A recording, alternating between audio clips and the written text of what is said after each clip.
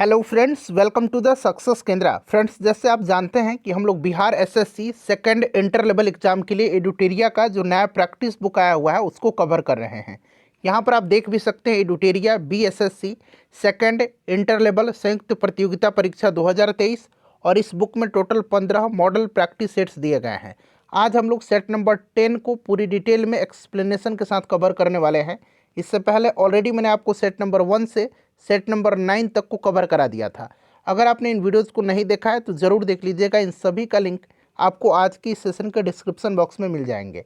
Friends, अगर आप channel पर पहली बार विजिट कर रहे हैं और BSSC second inter level exam की बेहतरीन तरीके से तैयारी करना चाहते हैं तो चैनल को सब्सक्राइब कर लीजिए और जो बगल में बेल आइकन है, घंटी का निशान है, उसको भी ज़रूर दबा लीजिएगा ताकि जब भी बीएसएससी इंटर लेवल एग्जाम से संबंधित कोई भी इम्पोर्टेंट वीडियो अपलोड किया जाए तो उसका नोटिफिकेशन सबसे पहले आपके पास पहुंच जाए। तो चलिए फ्रेंड्स, बिना देरी किए हुए सेशन आज के स्टार्ट करते हैं। एक बार सभी लोग प्लीज़ जल्दी से सेशन को लाइक कर दीजिए और जब सेशन समाप्त हो जाएगा तो इसे कम से कम एक ग्रुप में अवश्य ही शेयर कर दीजिएगा। तो फ्रेंड्स, जैसे मैंने आपको बताया है कि आज इस सेशन में हम लोग बीएसएससी इंटर लेवल एग्जाम के लिए एडुटेरिया का जो नया प्रैक्टिस बुक आया हुआ है उसके सेट नंबर 10 को हम डिस्कस करेंगे। इससे पहले ऑलरेडी मैंने आपको सेट नंबर 1 से 9 तक को पूरी डिटेल में कवर कराया हुआ है। अगर आपने इन सेट्स को नहीं लगाए हैं तो ज़रूर लगा लीजिएगा। सभी का लिंक आपको आज की सेशन के डिस्क्रिप्शन बॉक्स में मिल जाएंगे। फ्रेंड्स, चलिए स्टार्ट करते हैं। एक बार सभी लोग प्लीज़ जल्दी से सेशन को लाइक कर दीजिएगा। थोड़ा सा मैं जूम कर देता हूं ताकि प्रश्न जो है आपको स्पष्ट रूप से दिखाई दे।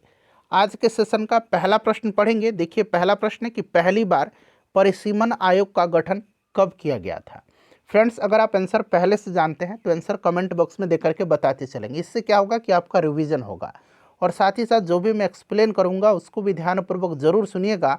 एक प्रश्न के साथ साथ आपके 2 से 3 प्रश्न जो है इस प्रकार से कवर होते चलेंगे। अब यहाँ पर ध्यान दीजिएगा, प्रश्न पूछा गया है कि पहली बार परिसीमन आयोग का गठन कब किया गया था। थोड़ा सा परिसीमन आयोग के बारे में जान लीजिए। देखिए, संविधान में परिसीमन आयोग के संबंध में कोई स्पष्ट निर्देश नहीं दिया गया है। लोकसभा और विधानसभा चुनाव के लिए निर्वाचन क्षेत्रों की सीमाओं के निर्धारण हेतु संविधान के अनुच्छेद 82 ठीक है, संविधान के अनुच्छेद 82 के तहत केंद्र सरकार द्वारा प्रत्येक जनगणना के पश्चात परिसीमन आयोग का गठन किया जाता है और भारत में अब तक 4 बार जो है परिसीमन आयोग का गठन किया गया है। प्रश्न में पूछा गया पहली बार कब किया गया था, तो पहली बार इसका गठन 1952 में किया गया था, दूसरी बार 1962 में किया गया था, तीसरी बार 1973 में किया गया था और चौथी बार सन 2002 में किया गया था। ध्यान रखिएगा, सारे के सारे पॉइंट्स जो हैं इम्पॉर्टेंट हैं। नेक्स्ट क्वेश्चन करेंगे हम। दूसरा प्रश्न है कि एक निर्वाचित संविधान द्वारा भारत के संविधान का निर्माण करने का प्रस्ताव सर्वप्रथम किया गया था। तो फ्रेंड्स, सर्वप्रथम जो है एक निर्वाचित संविधान द्वारा भारतीय संविधान का निर्माण करने के लिए जो है आपको याद होगा कि यह प्रस्ताव क्रिप्स मिशन 1942 द्वारा किया गया था। तो यहाँ पर देखिएगा क्रिप्स मिशन दिया गया है 1942 Cripps mission, option number C right answer इसका हो जाएगा। चलिए नेक्स्ट क्वेश्चन करेंगे कि निम्नलिखित में से कौन सा राज्य 73वें संविधान संशोधन का अभिपालन करने वाला पहला राज्य है।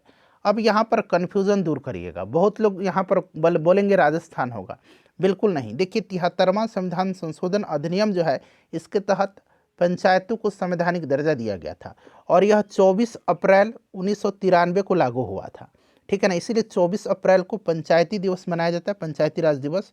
और देखिए फ्रेंड्स, इसका विपालन करने वाला पहला राज्य जो था ये मध्य प्रदेश था। पंचायती राज लागू करने वाला, पंचायती राज सर्वप्रथम लागू हुआ था राजस्थान में, लेकिन ये जो आपका 73वां संविधान संशोधन जो है इसका भी पालन करने वाला पहला राज्य मध्य प्रदेश था।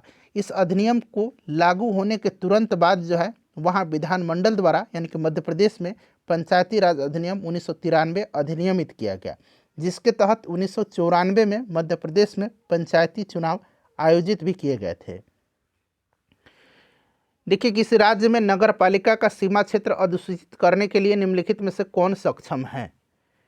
तो भारतीय संविधान का भाग 9 क के, ध्यान दीजिएगा, भाग 9 क के अनुच्छेद 243 घ, अनुच्छेद 243 घ के तहत यह प्रावधान किया गया है कि किसी भी राज्य में नगर पालिका के सीमा क्षेत्र को अधिसूचित का अधिकार उस राज्य के राज्यपाल को होगा। तो यहाँ पर देखिए ऑप्शन नंबर बी हो जाएगा, संबंधित राज्य का राज्यपाल। नेक्स्ट क्वेश्चन है, और सभी लोग अपना अपने स्कोर जरूर कमेंट करके बताइएगा। देखिए किसने कहा था कि राष्ट्रपति का राजकीय आपात संविधान के साथ धोखा है, यह कथन किसका है?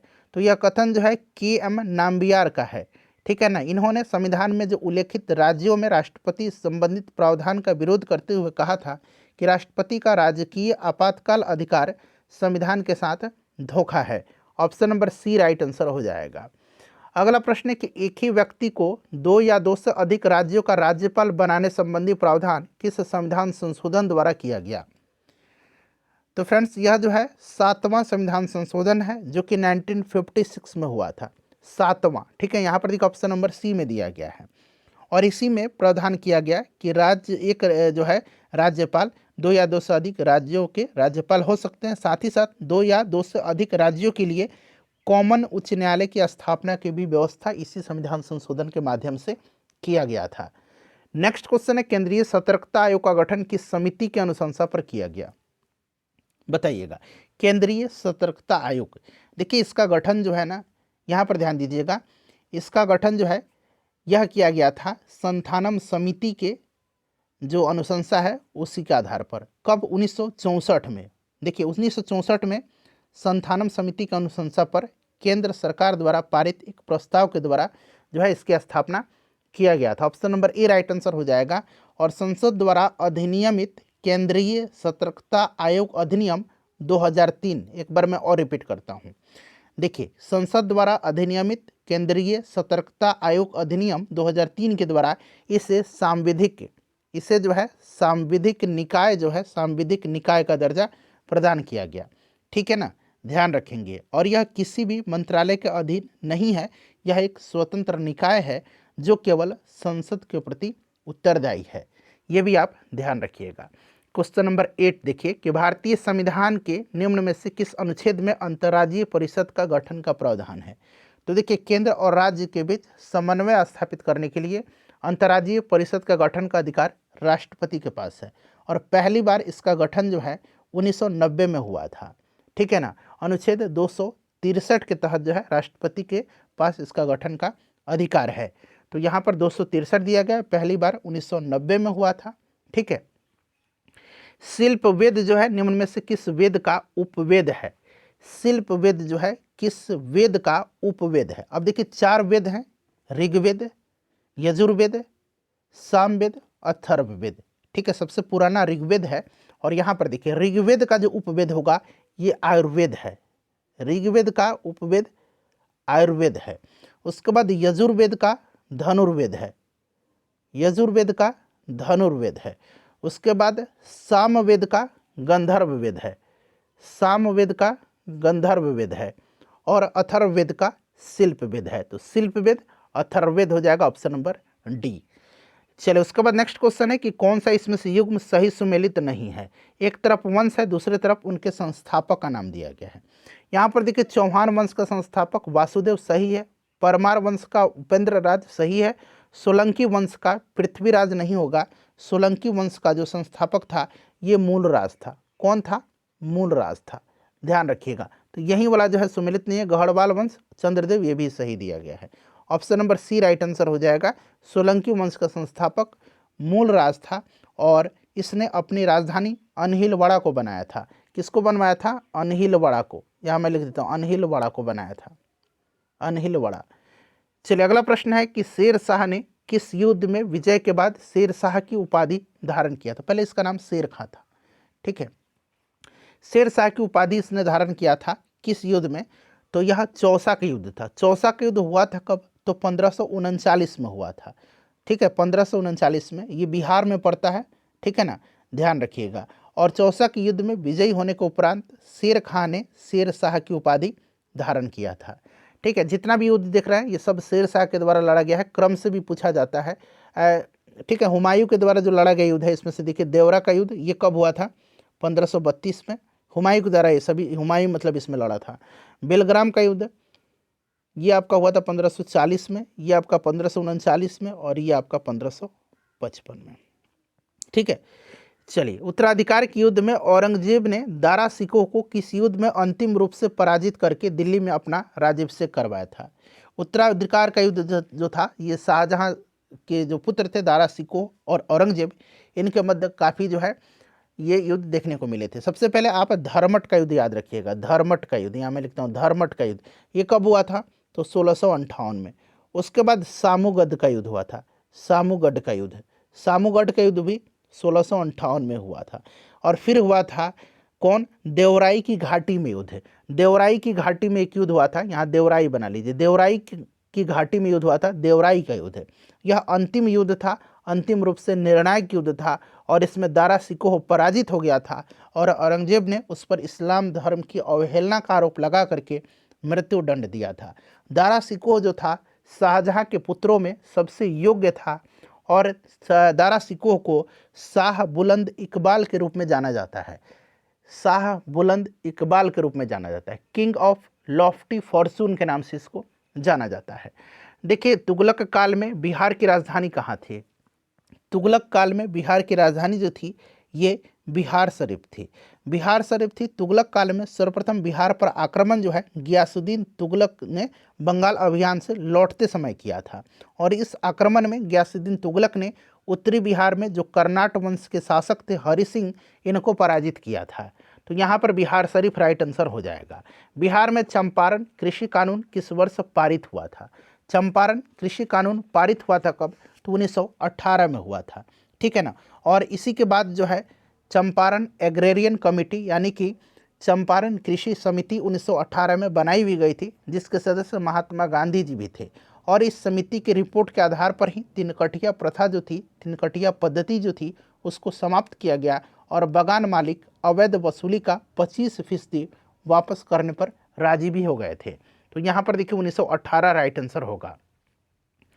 अगला प्रश्न है, मिलान करना है। एक तरफ देखिए विद्रोह का केंद्र है और दूसरी तरफ नेतृत्वकर्ता दिए गए हैं, और नीचे से आपको आंसर चुन करके बताना। अब यहाँ पर देखिएगा लखनऊ में किसने किया था? तो बेगम हजरत महल ने किया था, ठीक है।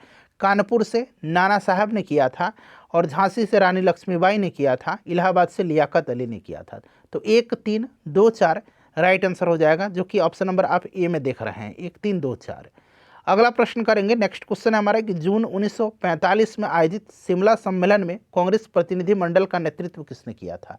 शिमला सम्मेलन हुआ था 25 जून से कब तक? 14 जुलाई 1945 तक। यहाँ मैं लिख देता हूँ 25 जून से 14 जुलाई 1945 तक, ठीक है ना। और इसमें भाग किसने लिया था? तो जवाहरलाल नेहरू ने लिया था, मोहम्मद अली जिन्ना ने लिया था, सरदार पटेल जी ने लिया था, खान अब्दुल गफ्फार खान ने लिया था, और मौलाना अबुल कलाम आज़ाद ने भी लिया था। और इसमें जो है आपका प्रतिनिधिमंडल का, कांग्रेस प्रतिनिधिमंडल का नेतृत्व मौलाना अबुल कलाम आज़ाद ने किया था। ऑप्शन नंबर यहाँ पर डी राइट आंसर हो जाएगा। नेक्स्ट क्वेश्चन है कि राजा राम मोहन राय द्वारा स्थापित प्रथम संस्था निम्नलिखित में से कौन सी थी? तो राजा राम मोहन राय के द्वारा स्थापित प्रथम संस्था जो थी, इसमें से आपका आत्मीय सभा थी। 1814-15 में इन्होंने इसकी स्थापना किया था। ब्रह्म समाज की भी स्थापना राजा राम मोहन राय ने ही किया था। कब? तो 1828 में। कोलकाता यूनिटेरियन एसोसिएशन कमेटी की स्थापना 1821 में किया था। राजा राम मोहन राय इसके संस्थापक सदस्यों में से थे, ठीक है ना। और तत्वबोधिनी सभा की स्थापना इन्होंने नहीं किया था, तत्वबोधिनी सभा की स्थापना देवेंद्रनाथ टैगोर ने किया था। ऑप्शन ए इसमें से राइट आंसर हो जाएगा। किस गवर्नर जनरल ने 1839 में कोलकाता से शेरशाह सूरी मार्ग का नाम बदल करके ग्रैंड ट्रंक रोड जो है कर दिया एवं इस मार्ग का पुनर्निर्माण करवाया था? तो यह कौन सा गवर्नर जनरल था? तो यह गवर्नर जनरल जो था लॉर्ड ऑकलैंड था। ऑकलैंड का कार्यकाल 1842 तक था, आपको याद भी होगा, और इसी ने इसका नाम बदल करके जीटी रोड किया और इसका पुनर्निर्माण भी किया था। और इसी के समय प्रथम आंग्ल अफगान युद्ध हुआ था, ये भी आप ध्यान रखिएगा। अगला प्रश्न करेंगे कि नेहरू रिपोर्ट तैयार करने वाली कमेटी के सदस्यों में से कौन शामिल नहीं था? ये जो कमेटी थी इसमें कौन कौन सदस्य थे? तो अली इमाम थे, सुभाष चंद्र बोस थे, जवाहरलाल नेहरू थे, तेज बहादुर सप्रू का भी नाम याद रखिएगा, ठीक है ना। इसमें एनी बेसेंट नहीं थी, याद रखिएगा। 1928 में मोतीलाल नेहरू की अध्यक्षता में नेहरू समिति का गठन संविधान की रूपरेखा तैयार करने के लिए किया गया था। उसके बाद देखिए साइमन कमीशन द्वारा किस वर्ष अपनी रिपोर्ट प्रस्तुत की गई थी? साइमन कमीशन भारत कब आया था? 3 फरवरी 1928 को बम्बई आया था, ठीक है ना। और देखिए इसने रिपोर्ट जो है ना यह 1930 में अपने रिपोर्ट इसने प्रस्तुत किया था। 1930 यहाँ पर राइट आंसर इसका हो जाएगा। अगला प्रश्न है कि सलीम अली राष्ट्रीय उद्यान कहाँ पर स्थित है। सलीम अली राष्ट्रीय उद्यान, सलीम अली राष्ट्रीय उद्यान और doctor Salim Ali bird sanctuary पक्षी अभयारण्य दोनों याद रखिएगा। बर्ड सेंचुरी पूछेगा तो गोवा में है और सलीम अली राष्ट्रीय उद्यान पूछेगा तो जम्मू कश्मीर में है। सलीम अली एक भारतीय पक्षी विज्ञानी और प्रकृतिवादी थे और सलीम अली साहब को बर्ड मैन ऑफ इंडिया कहा जाता है। बर्ड मैन ऑफ इंडिया, ठीक है ना, बर्ड मैन ऑफ इंडिया इनको कहा जाता है, ध्यान रखिएगा। प्रधान यामोत्तर नहीं गुजरती है। प्रधान यामोत्तर यानी कि ग्रीनविच रेखा, यह 0 डिग्री देशांतर है और आपको पता है यह इंग्लैंड, फ्रांस, स्पेन, अल्जीरिया, उसके बाद माली, बुर्किना फासो, टोगो, घाना यहाँ से होकर के गुजरती है। यहाँ पर आप देखेंगे नाइजर से होकर के यह नहीं गुजरती है, ठीक है ना। एक बार मैं और रिपीट करता हूँ, इंग्लैंड, फ्रांस, स्पेन यूरोप में हो गया, अल्जीरिया, माली, बुर्किना फासो, टैगो या टोगो कहिए, टोगो और घाना से होकर के गुजरती है। यहाँ से होकर के यह नहीं गुजरती है नाइजर से। चलिए 23 नंबर क्वेश्चन देखिएगा कि पृथ्वी पर मूलतः एक ही विशाल भूखंड था जिसे कहते हैं। पृथ्वी पर मूलतः एक ही विशाल भूखंड था जिसे पैंजिया कहते हैं और यह एक विशाल एकीकृत महाद्वीप था, पैंजिया, ठीक है ना, याद रखिएगा। और पैंजिया शब्द 1928 में अल्फ्रेड वेगनर के सिद्धांत पर चर्चा के दौरान प्रकाश में आया था। उसके बाद देखिए निम्नलिखित में से किसे पर्वतों का सागर कहा जाता है। पर्वतों का सागर जो है यह किसको कहा जाता है, तो फ्रेंड्स प्रशांत महासागर की पूर्वी तट पर स्थित ब्रिटिश कोलंबिया को पर्वतों का सागर कहा जाता है, ठीक है। तो यहाँ पर देखिए ब्रिटिश कोलंबिया राइट आंसर हो जाएगा। उसके बाद देखिए कौन सा इसमें से सुमेलित नहीं है। माउंट रेनर जो है यूएसए में है, माउंट एटना जो है इटली में है, माउंट पेरिकुटिन जो है ना यह फिलीपींस में नहीं है, माउंट पेरिकुटिन मैक्सिको में है। कहाँ पर है ये, मैक्सिको में है, ठीक है ना, ध्यान रखिएगा। माउंट एपो फिलीपींस में है, तो ये भी सुमेलित है। कौन सा सुमेलित नहीं है, तो option number C Mount Paricutin Mexico में है, न कि फिलीपींस में। चलिए उसके बाद देखिए निम्नलिखित देशों में से कौन सा एक स्थल रुद्ध देश नहीं है। स्थल रुद्ध देश लैंडलॉक्ड कंट्री, तो इसमें से देख सकते हैं आप ईरान नहीं होगा, ईरान राइट आंसर हो जाएगा, ठीक है ना, ईरान जो है नहीं है। उसके बाद देखिएगा नेक्स्ट क्वेश्चन है हमारा, किस मिलान करना है, एक तरफ देश है उसकी तरफ राजधानी दिया गया। ऑस्ट्रेलिया की राजधानी जो है कैनबरा है, तजाकिस्तान की राजधानी दुशानबे है, तंजानिया की राजधानी दोदोमा है और वेनेजुएला की राजधानी कराकस है, ठीक है ना। तो देखिए 2, 3, 1, 2, 3, 1 और 4 ऑप्शन नंबर कहाँ पर दिख रहा है, 2, 3, 1, 4, 2, 3, 1, 4, 2, 3, 1, 4 ऑप्शन नंबर बी में दिख रहा है। चलिए उत्तरी अमेरिका में नियाग्रा जो वाटरफॉल्स है, जलप्रपात है, किन 2 झीलों के बीच स्थित है। तो नियाग्रा जलप्रपात याद रखिएगा उत्तरी अमेरिका में है और यह जो है यह जलप्रपात ओंटारियो झील और ईरी झील, ओंटारियो झील और ईरी झील इसी के बीच में स्थित है, ठीक है। और यह अमेरिका और कनाडा की सीमा पर है, इसे भी आप ध्यान रखिएगा। चलिए निम्नलिखित में से कौन सा अपने प्रभाव में सर्वाधिक मुद्रास्फीति के कारण हो सकता है। तो कौन सा इसमें से अपने प्रभाव में सर्वाधिक मुद्रास्फीति जो है इसका कारण हो सकता है, तो यह बजट घाटे के वित्तीयन के लिए नई मुद्रा का सृजन करना, ऑप्शन नंबर डी यहाँ पर राइट आंसर हो जाएगा। उसके बाद देखिएगा कि जब भारतीय रिजर्व बैंक नकदी रिजर्व अनुपात में वृद्धि की घोषणा करता है तो इसका तात्पर्य क्या है। तो जब भारतीय रिजर्व बैंक द्वारा नकदी रिजर्व अनुपात में वृद्धि की घोषणा की जाती है तो इसका तात्पर्य क्या है, तो वाणिज्यिक बैंकों के पास उधार देने के लिए कम मुद्रा होगी, यानी कि वाणिज्यिक बैंकों के साख सृजन की क्षमता को कम करने के लिए की जाती है, ठीक है। तो right answer option number A हो जाएगा। और इस जो ये आपका प्रक्रिया है इसके द्वारा आरबीआई मुद्रास्फीति को नियंत्रित करने का प्रयास करती है। मौद्रिक नीति है, मौद्रिक नीति क्या है, तो यह राजकोषीय नीति का पूरक होती है मौद्रिक नीति, ठीक है। मौद्रिक नीति राजकोषीय नीति का पूरक होती है। 32 नंबर देखिए कौन सी स्कीम ग्रामीण विकास के लिए नहीं है। तो इसमें से अगर हम बात करें तो ट्राइसम है बिल्कुल, CRY नहीं है, IRDP भी है और GRY भी है, ठीक है। जवाहर रोजगार योजना यहाँ पर आप देख सकते हैं GRY, ठीक है। ये है आपका समन्वित ग्रामीण विकास कार्यक्रम और ये है आपका ग्रामीण युवाओं को स्वरोजगार हेतु प्रशिक्षण कार्यक्रम ट्राइसम।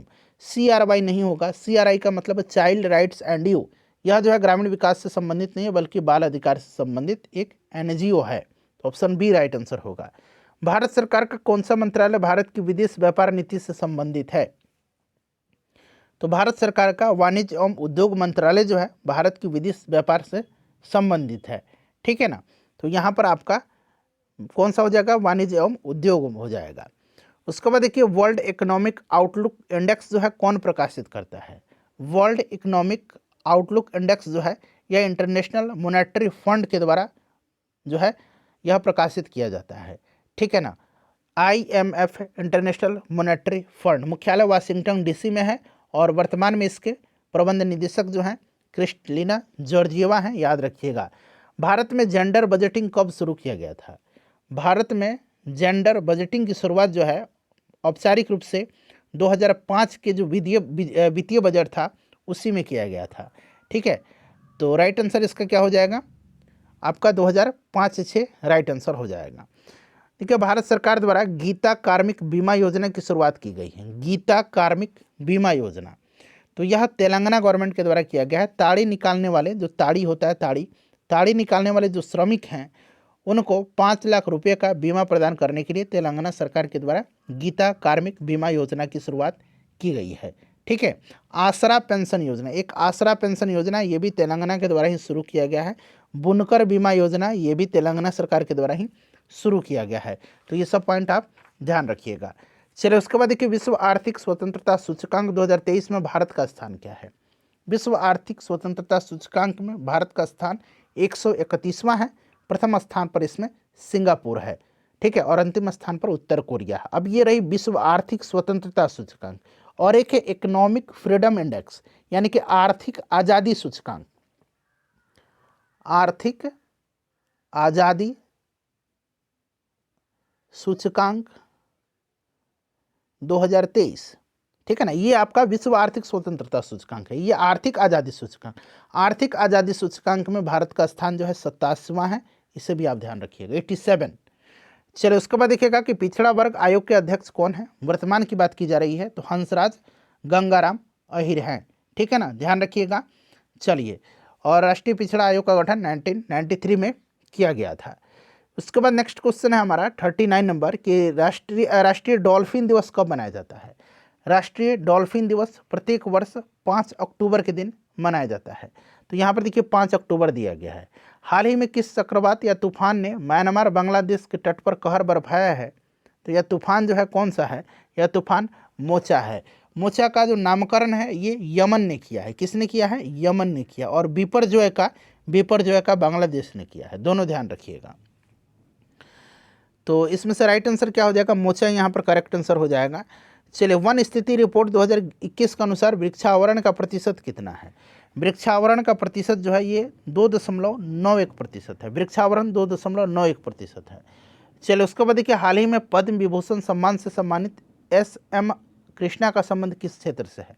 तो देखिए पद्म विभूषण पूछा गया, 6 लोगों को दिया गया था, पद्म भूषण 9 लोगों को और पद्मश्री 91 लोगों को, यानी कि टोटल 106 लोगों को दिया गया था। और MS कृष्णा जो है इनका संबंध किससे है? तो ये लोक कार्य हो जाएगा इसमें से, ठीक है ना, इनका लोक कार्य से है और ये कर्नाटक राज्य से हैं, तो यहाँ पर लोक कार्य दिया गया है। चलिए, दीप ग्रेस इक्का का संबंध किस खेल से है? दीप ग्रेस इक्का का संबंध किस खेल से है? 2023 में इनको अर्जुन अवार्ड दिया गया था और इनका संबंध हॉकी से है, ध्यान रखिएगा, हॉकी से, ठीक है ना। चलिए उसके बाद नेक्स्ट क्वेश्चन हमारा सुशीला देवी पूछा जाता है। सुशीला देवी, तो सुशीला देवी जूडो से संबंधित हैं, ठीक है ना। चलिए, अंशु मलिक कुश्ती से संबंधित है। अंशु मलिक कुश्ती से कौन? तो अंशु मलिक, ठीक है ना, अंशु मलिक, याद रखिएगा। द एलिफेंट विस्पर्स डॉक्यूमेंट्री के निर्देशक निम्न में से कौन है? तो 95वां जो ऑस्कर अवार्ड था 2023 में बेस्ट डॉक्यूमेंट्री शॉर्ट फिल्म का खिताब द एलिफेंट विस्पर्स को दिया गया है और इस डॉक्यूमेंट्री के निर्देशक कार्तिकी गोंसावेल्स हैं, ठीक है ना। तो यहाँ पर देखिए कार्तिकी गोंजावेल्स राइट आंसर दिया गया है। SCO शिखर सम्मेलन 2023 का आयोजन कहाँ किया गया? 2023 अपना प्यारा भारत में किया गया था। इससे पहले वाला उज्बेकिस्तान में किया गया था और अगला जो होगा, यानी कि 23वां संस्करण भारत में हुआ था और 24वां अगला जो होगा वो आपका 2024 में कजाकिस्तान में होगा। चलिए, तो यहाँ पर भारत राइट आंसर होगा। किस बैंक के द्वारा प्रोजेक्ट कुबेर लॉन्च किया गया है? प्रोजेक्ट कुबेर को लॉन्च किया है स्टेट बैंक ने। ग्राहकों को बैंकिंग सेवा प्रदान करने के उद्देश्य से बेंगलुरु में प्रोजेक्ट कुबेर लॉन्च किया गया है एसबीआई के द्वारा, भारतीय स्टेट बैंक के द्वारा। भारत का ऑटो बाजार निर्माण के क्षेत्र में विश्व का कौन सा स्थान है? तो बजट 2023 में जो घोषणा हुआ था उसके अनुसार ऑटो विनिर्माण क्षेत्र में भारत का स्थान तीसरा है। दुग्ध उत्पादन में पहला स्थान है, ठीक है ना, तीसरा यहाँ पर राइट आंसर होगा। ईरान पाकिस्तान गैस पाइपलाइन को निम्न में से किस नाम से जाना जाता है? तो ईरान पाकिस्तान गैस लाइन को शांति पाइपलाइन या आईपी गैस लाइन के नाम से जाना जाता है, ठीक है ना, शांति पाइपलाइन यहाँ पर दिया गया है, ठीक है। चलिए, पेगासस जो स्पाईवेयर था वो किस देश के द्वारा विकसित किया गया था? तो फ्रेंड्स यह आपका इजराइल राइट आंसर हो जाएगा, काफ़ी चर्चा में रहा था, आपको भी याद है, इजराइल राइट आंसर हो जाएगा। चलिए, उसके बाद नेक्स्ट क्वेश्चन है कि निम्न में से कौन सा सत्य फल यानी कि ट्रू फ्रूट का उदाहरण जो है ट्रू फ्रूट का उदाहरण नहीं है? अगर हम सत्य फल की बात करते हैं तो सत्य फल में आपका अंजीर, सेब, अनानास ये सब आता है। असत्य फल, ठीक है ना, असत्य फल में आपका मैंने बताया कौन, तो आपका सेब हो जाएगा। तो सत्य फल नहीं है तो इसमें से आपका सेब नहीं है, सेब असत्य फल है। और असत्य फल में आपका अंजीर, सेब, अनानास ये सब आता है। और सत्य फल ट्रू वे आपका अंगूर, खजूर, उसके बाद और कौन से आएगा, उसके बाद आपका मैंगो, ठीक है ना, मैंगो, कीवी, ऑरेंज ये सब आएगा आपका ट्रू फ्रूट में। चलिए, जैसे जैसे हम पीरियड में आवर्त में आगे बढ़ते हैं तत्व की संयोजकता यानी कि वैलेंसी क्या होती है? तो देखिए, आवर्त में आगे बढ़ने पर तत्व में इलेक्ट्रॉनों की संख्या बढ़ती है, इतना तो पता है, इसीलिए इनकी संयोजकता भी बढ़ती है। फिर क्या होगा, लेकिन जैसे जैसे ही संयोजी इलेक्ट्रॉन की संख्या 4 से अधिक होता है तो तत्वों की इलेक्ट्रॉन स्वीकार करना आसान हो जाता है और फलतः संयोजकता क्या होती है, कम होती है। तो यानी कि प्रारंभ में बढ़ेगी और फिर बाद में क्या होनी, घटते लगती है। तो option number D right answer हो जाएगा। कार्बन 12 जो है इसमें परमाणु होता है, तो कार्बन 12 में 6 इलेक्ट्रॉन, 6 प्रोटॉन और 6 न्यूट्रॉन होता है, ठीक है। यहाँ पर देखिए ऑप्शन नंबर ए में दिया गया है। अगला प्रश्न के डंक वाले स्थान पर किसके प्रयोग से आराम मिलता है? अब डंक वाले का स्थान का मतलब जो मधुमक्खी का डंक है जिसमें मेथनोइक एसिड होता है, ठीक है ना, तो उसमें क्या है, दर्द के कारण जो जगह होती है ना वहाँ पर बेकिंग सोडा का प्रयोग करने से आराम मिलता है। तो यहाँ पर बेकिंग सोडा दिया गया है जो कि खाने वाला सोडा बोला जाता है, ठीक है। किसी भी उदासीन यानी कि न्यूट्रल विलेन का पीएच मान कितना होता है? देखिए, 7 से अधिक जिसका पीएच मान होगा, 7 से अधिक क्षारीय, 7 से कम अम्लीय और 7 जिसका होता है वो न्यूट्रल होता है, उदासीन होता है। खाने वाला जो नमक है उदासीन होता है, शुद्ध पानी जो है वो उदासीन होता है, प्योर वाटर। सूर्य की ओर सूर्यमुखी गति का कारण क्या है? सूर्यमुखी जो होता है उसकी गति, सूर्यमुखी आपने देखा होगा, जिधर सूर्य रहता है उधर तरफ सूर्यमुखी का फूल मुंह करके रहता है, तो इसका कारण फोटोट्रोपिज्म है। यहाँ पर देखिए फोटोट्रोपिज्म दिया गया है, ऑप्शन ए राइट आंसर हो जाएगा, जिसको कि प्रकाश अनुवर्तन कहते हैं। प्रकाश की दिशा में पौधे की वृद्धि है यह, ठीक है। वृद्धि हार्मोन किसके द्वारा स्रावित होता है? तो वृद्धि हार्मोन जो है आपको पता है ना, पीयूष ग्रंथि के द्वारा स्रावित होता है, पिट्यूटरी ग्लैंड के द्वारा स्रावित होता है, ठीक है। चलिए, तो यहाँ पर पीयूष ग्रंथि दिया गया है। नेक्स्ट क्वेश्चन है कि निम्न में पौधे का वृद्धिरोधी हार्मोन कौन है? पौधे का वृद्धिरोधी यानी कि वृद्धि रोकता है, तो ये एब्सेसिक एसिड है। एब्सेसिक अम्ल वृद्धि हार्मोन को रोकता है, मतलब पौधे की वृद्धि को रोकता है, तो वृद्धि रोधी हो जाएगा एब्सेसिक एसिड। और पौधे का वृद्धि कौन करता है? तो ऑक्सिन करता है, ठीक है, यह वृद्धि हार्मोन है और तना और जड़ की कोशिका में वृद्धि करता है।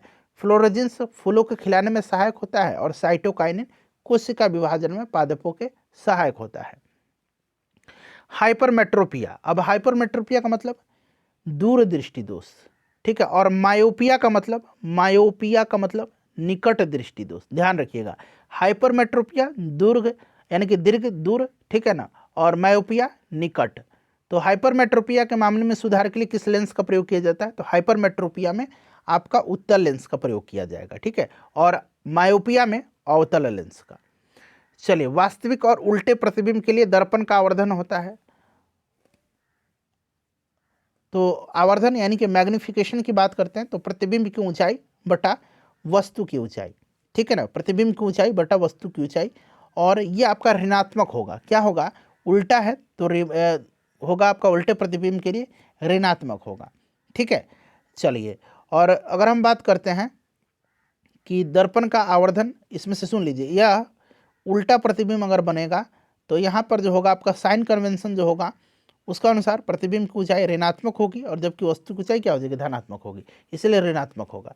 चलिए, धात्विक चालक में विद्युत धारा का प्रवाह होता है, तो यहाँ पर हो जाएगा केवल इलेक्ट्रॉनों के कारण, ठीक है ना, इलेक्ट्रॉन के कारण होता है। ध्यान रखिएगा, इलेक्ट्रॉन परमाणु में मुक्त अवस्था में रहता है और इन मुक्त इलेक्ट्रॉनों का व्यवस्थित प्रवाह एक धारा का निर्माण करता है। चलिए, उसके बाद नेक्स्ट को 61 नंबर है कि जो शोल्डर है टांग का, यह किस अवयव का मिश्रण है। तो यह होता है आपका पीबी और एसएन का, पीबी प्लस एसएन यानी कि सीसा, लेड और टीन का। तो सीसा यानी कि लेड और टीन ऑप्शन नंबर ए में दिया गया है। उसके बाद देखिए, निम्न में से कौन सा अग्र मस्तिष्क का हिस्सा नहीं है। अग्र मस्तिष्क की अगर हम बात करते हैं, मस्तिष्क का आगे वाला भाग जो है अग्र मस्तिष्क, फोर ब्रेन जिसको कहते हैं, उसमें सेरेब्रम, थैलेमस और हाइपोथैलेमस आते हैं, ठीक है। मेडुला जो है यहाँ पर आप देख सकते हैं, यह अग्र मस्तिष्क का हिस्सा नहीं, यह पश्च मस्तिष्क का हिस्सा है। मेडुला पश्च मस्तिष्क का हिस्सा होता है और मेडुला भोजन निगलने, उल्टी, हृदय स्पंदन दर, खांसने, छींकने, इन सब का नियमन केंद्र होता है। निम्नलिखित में से सबसे बड़ी अंतःस्रावी ग्रंथि कौन सी है। सबसे बड़ी ग्रंथि पूछता तब लीवर होता, यहाँ पर अंतःस्रावी पूछ दिया, इसलिए थायराइड ग्रंथि हो जाएगा। थायराइड यहाँ पर राइट आंसर हो जाएगा। थायरॉक्सिन नामक हार्मोन इससे निकलता है, ठीक है ना। चलिए, शहद का प्रमुख घटक क्या है इसमें से। शहद का जो प्रमुख घटक है वो आपका फ्रुक्टोज होगा। फ्रुक्टोज नामक शर्करा जो होता है यह शहद का प्रमुख घटक होता है, ठीक है। उसके बाद देखिए, मांसपेशियों का निर्माण और वृद्धि तथा एंटीबॉडी बनाने के लिए इनमें से कौन अति आवश्यक कौन सा है इसमें से। तो निश्चित रूप से प्रोटीन ही होता है ना, प्रोटीन इसका राइट आंसर हो जाएगा, ठीक है, प्रोटीन करेक्ट आंसर हो जाएगा। चलिए, उसके बाद अगला प्रश्न है कि मलेरिया रोग से शरीर का कौन सा अंग प्रभावित होता है। मलेरिया मादा एनोफिलीज के कारण होता है, काटने से, ठीक है, और ये प्लाज्मोडियम परजीवी है, उसी के कारण फैलता है और इसका वाहक मादा एनोफिलीज होता है। और इसमें होता क्या है, तो आपका स्प्लीन जो होता है ना, स्प्लीन जिसको कि प्लीहा बोलते हैं, वो प्रभावित होता है। मिलान करना है यहाँ पर देखिएगा, तारा मछली जो हो जाएगा, तारा मछली, तो ये आपका हो जाएगा संघ इकाइनोडर्मेटा। उसके बाद देखिए यहाँ पर है पायला, यह आपका हो जाएगा संघ मोलास्का, नेरिस संघ एनलिडा और प्लेनेरिया संघ प्लेटीहेलमिन्थीज, ठीक है ना। बिल्कुल ये क्रम से दिया गया, 1 2 3 4 राइट आंसर हो जाएगा। मोलास्का में तो आपको पता ही है, मोलास्का में और भी आते हैं, सीप, घोंगा, ये सब मोलास्का के अंतर्गत आते हैं, ठीक है। तो यहाँ पर 1 2 3 4 बिल्कुल क्रम से आंसर इसका दिया गया है। चलिए, उसके बाद देखिए, मानव शरीर में रक्त का आयतन शरीर के बाहर का कितना प्रतिशत होता है। तो स्वस्थ मनुष्य की बात करते हैं तो 7 से 8% होता है, ठीक है। रक्त का पीएच मान 7.4 होता है लगभग, याद रखिएगा, यहाँ पर 7% आंसर होगा। पत्ती का मुख्य कार्य क्या है, जो लीव्स है उनका मुख्य कार्य जो है क्या है। तो इसमें से अगर हम देखें तो सबसे मुख्य कार्य प्रकाश संश्लेषण ही है, सबसे मुख्य कार्य प्रकाश संश्लेषण है, ठीक है ना। और आपको पता है कि पत्ती का मुख्य कार्य प्रकाश संश्लेषण, पत्ती में एक वर्णक क्लोरोफिल पाया जाता है जो प्रकाश ऊर्जा को रासायनिक ऊर्जा में बदलता है। पत्ती वाष्पोत्सर्जन प्रक्रिया द्वारा पौधे को ठंडा करने में मदद करती है। गैसों के आदान प्रदान पत्तियों पर उपस्थित रंध्रों द्वारा होता है, किंतु पत्ती का सबसे महत्वपूर्ण कार्य अगर पूछा जाएगा तो प्रकाश संश्लेषण ही होगा, ठीक है। वैसे तो इसमें से आपका गैसों का आदान प्रदान, वाष्पोत्सर्जन, कूलिंग होगा, लेकिन मुख्य कार्य प्रकाश संश्लेषण होगा। चलिए, अगला प्रश्न है कि एक बिंदु पर चुंबकीय क्षेत्र की उपस्थिति का पता लगाया जाता है। तो चुंबकीय क्षेत्र की उपस्थिति का पता लगाने के लिए कंपास का उपयोग किया जाता है। किसका, कंपास का उपयोग किया जाता है। क्यों, तो यह एक बिंदु पर चुंबकीय क्षेत्र होने पर अपनी दिशा उत्तर दक्षिण से चुंबकीय क्षेत्र की ओर विक्षेपित करता है। Option number B right answer होगा। उसके बाद देखिए, निम्नलिखित में से किस तंतु के अणुओं में प्रोटीन इकाइयाँ होती हैं। तो यह तंतु कौन सा है, रेशम है, रेशम हो जाएगा। रेशम कीट के रेशम में एक एकल कोर प्रोटीन होता है जिसे फाइब्रोइन कहा जाता है, ठीक है ना। और नायलॉन और रेयॉन जो है सिंथेटिक फाइबर हैं, तो इसमें होगा नहीं, तो रेशम राइट आंसर हो जाएगा। चलिए, मौसम की रिपोर्ट किस थर्मामीटर का उपयोग करके बनाई जाती है। मौसम का उपयोग जो है यह किस थर्मामीटर का, तो अधिकतम न्यूनतम थर्मामीटर इसको कहा जाता है, ठीक है ना, अधिकतम न्यूनतम थर्मामीटर।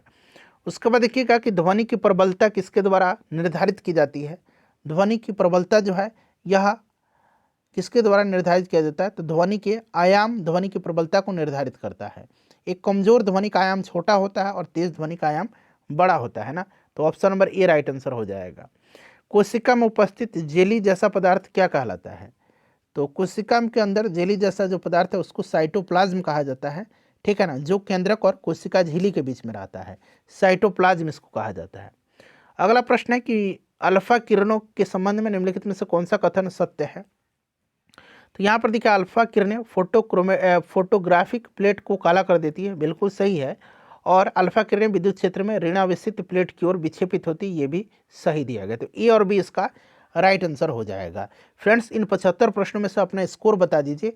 वीडियो को प्लीज़ लाइक कर दीजिए और इसको एक ग्रुप में शेयर कर दीजिएगा। बाकी 76 से लेकर के 150 तक में मैथ और रीजनिंग के प्रश्न PDF टेलीग्राम पर मिलेगा, निश्चिंत रहिएगा। वीडियो को लाइक कर दीजिए और इसको शेयर कर दीजिएगा।